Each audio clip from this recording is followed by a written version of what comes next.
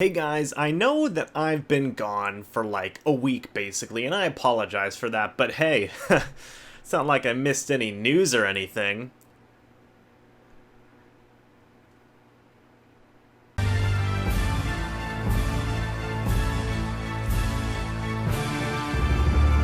So in today's video, I'm doing something that's a little bit different. I want to take some smaller topics of conversation and kind of have all three of these things be the overall main topic for today's video. So the three topics that I want to talk about in today's video are standouts from the recent minicamp that the Buccaneers had from June 4th to June 6th. I also want to talk about some tryout players that the Buccaneers brought into said minicamp, and I also want to give a little bit of an update on Justin Evans and his toe/heel/foot injury. So that's kind of all the things I want to be talking about in today's video. First thing I want to talk about is standouts from the Buccaneers minicamp, and there are plenty, okay? There were a lot of positives to take away from this minicamp, and the first kind of standouts I want to mention is basically the entire Buccaneers 2019 draft class.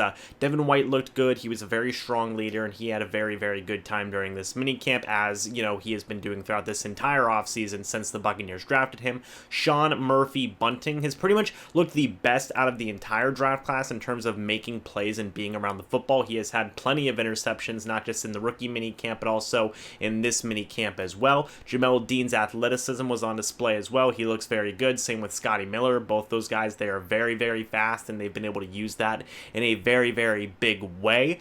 Even kicker Matt Gay got in on the praise and whatnot. He's been nailing all of his kicks. I've seen basically nothing but positive things from Matt Gay, and I'm about 90% sure at this point that he's probably going to beat out Cairo Santos for that starting kicking job. And then also guys like Anthony Nelson, Terry Beckner Jr., those guys have been making some plays here and there as well. And then Mike Edwards has also been doing some very, very good things in his own way. So all of the Buccaneers' young secondary is looking good. Devin White's looking good. Anthony Nelson's looking good. Terry Beckner Jr. is looking good. Scotty Miller's looking like a speed demon. And then Matt Gay is making all of his kicks. So for this Buccaneers 2019 draft class, I really think that you have something special here, because all of these guys have just been impressing the hell out of everybody, from media to coaches to fans alike. So I'm really, really interested to see how this draft class does this upcoming season, because I think every single guy can carve a significant role out for themselves, regardless if you're the first round pick like Devin White or you're the last round pick like Terry Beckner Jr. and all the guys in between. I think that all of these guys have a very decent chance to have a very unique role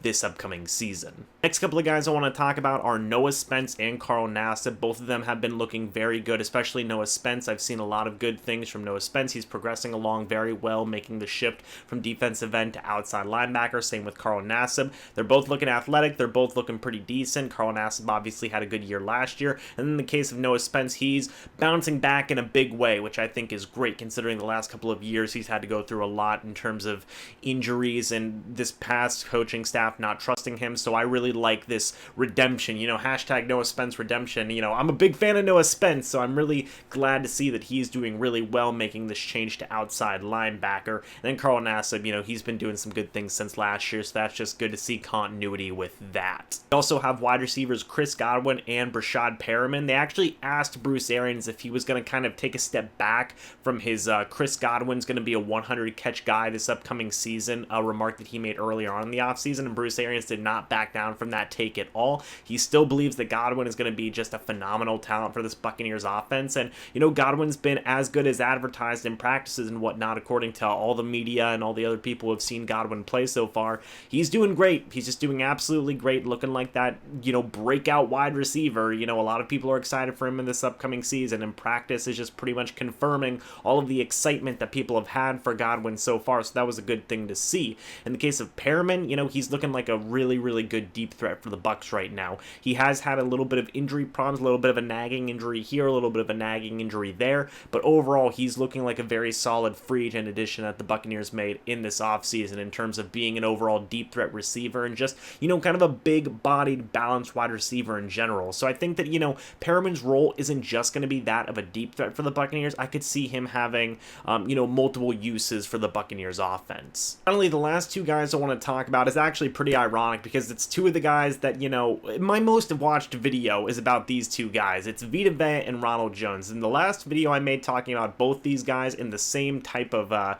structured of video, it was talking about how these guys aren't busts and people should wait. And now that we've waited long enough, Vita Vea is doing some phenomenal work, not just as a run stopper, but also as, you know, pass rushing as well. Not only is he still continuing to be that big run stopping guy, but he's showing off a little bit more of the pass rushing moves right now. And he's obviously cutting down, I think, a little bit on weight. Correct me if I'm wrong down in the comment section below, but he's starting to look really good as a pass rusher as well, which has a ton of people excited, myself included, because Vita Vea, man, he's kind of the future of this Buccaneers defensive line. So the fact that he's working on his pass rushing ability right now is very, very good. So I think that Vita Vea is going to have a phenomenal second season. And then the same case with Ronald Jones. He has looked absolutely phenomenal in these practices and whatnot, according to a lot of people, Bucs coaching staff and whatnot, Bucs media. You know, they're saying that Ronald Jones is looking really, really, really good, which, you know, makes sense. You know, if you give him the ball, you know, you can finally see how he does. And apparently when he does finally get the ball, he's starting to look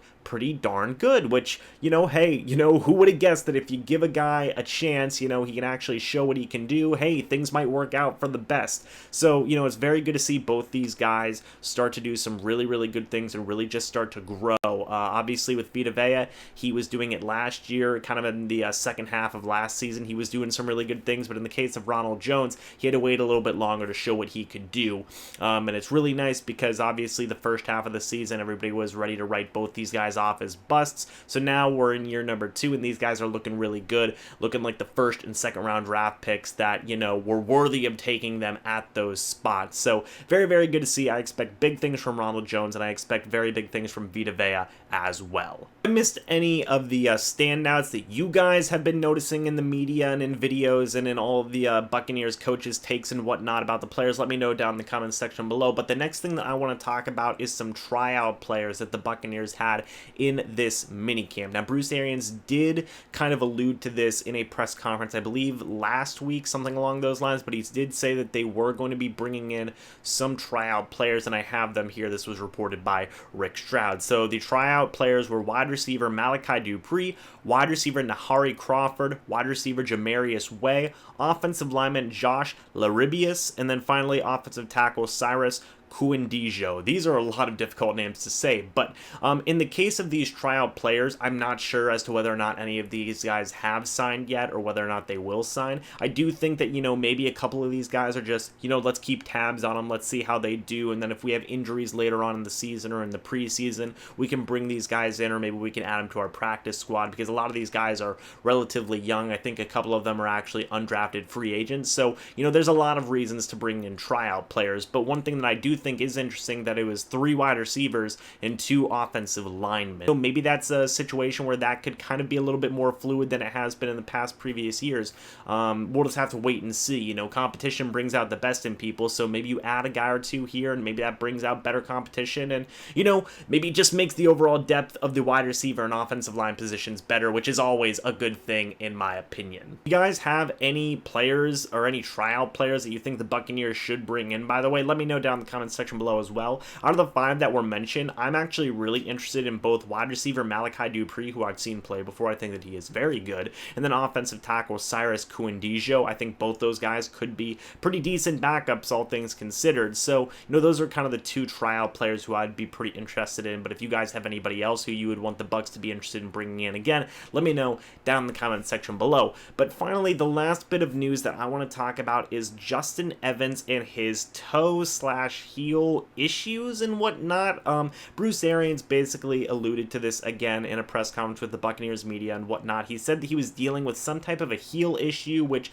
earlier on last year that did end up basically ending Justin Evans' season for the Buccaneers. I believe it was a toe issue, something like that, but now it's a heel issue, and he had to have a procedure done. He's in a boot, and he's expected to be ready by training camp in late July for the Tampa Bay Buccaneers, which, you know, hey, Justin Evans, take as much time, you know, recover, wait till you get 100%, 100% because, you know, you're going to be one of the leaders for the Buccaneers secondary, so take as much time as you need. It does stink that you are missing some practice, much like what happened with Vita Vea last year with his calf strain and whatnot. It does suck that you're missing a lot of this practice time, but, you know, get healthy. That's all I can say. Just get healthy because you're going to be a leader for this secondary, and we need you as healthy as we can get so you don't have any lingering heel and toe issues, you know, because heel issues are a big deal. We've seen what's happened with guys like Kendall Beckwith. Heel issues can be a really, really big thing. So, you know, stay in a boot as long as you need to. Listen to all the doctor's orders. You know, it does stink that he's probably not going to be ready until training camp, and it does also stink that, you know, we don't really know whether or not it's a toe issue or a heel issue and what's going on or whatever. But, you know, point is that he's probably going to be ready by the end of July, which, again, is unfortunate, but, you know, I think the Bucs will be fine, all things considered. Justin Evans, he's been here for a couple of years. He can still learn the defense just by watching and just studying the playbook and whatnot, so that shouldn't be too much of a problem. What's the most important thing in this situation now is Justin Evans' health, because, you know, again, I can't say it enough, he's going to be a big piece of this Buccaneers secondary. What's going to be really interesting, though, is this is kind of going to pave the way for opportunity for guys like Jordan Whitehead, guys like Mike Edwards, and a few other guys. Maybe Isaiah Johnson continues to do some interesting things for the safety position. But, you know, this kind of opens up a window of opportunity for a lot of those guys to showcase what they can do. Maybe one of them can earn an even bigger role in the defense and whatnot, you know. Maybe Deion Buchanan gets a couple of looks at safety as well. He's played that position before as well. So it's going to be really interesting to see what happens with this safety situation. You know, there's a lot of competition there. MJ Stewart as well can definitely use this opportunity to carve out a little bit of role for himself. So, you know, this is going to be a really, really heated competition at this safety position, and it is definitely one to watch out for all of the Buccaneers practices coming up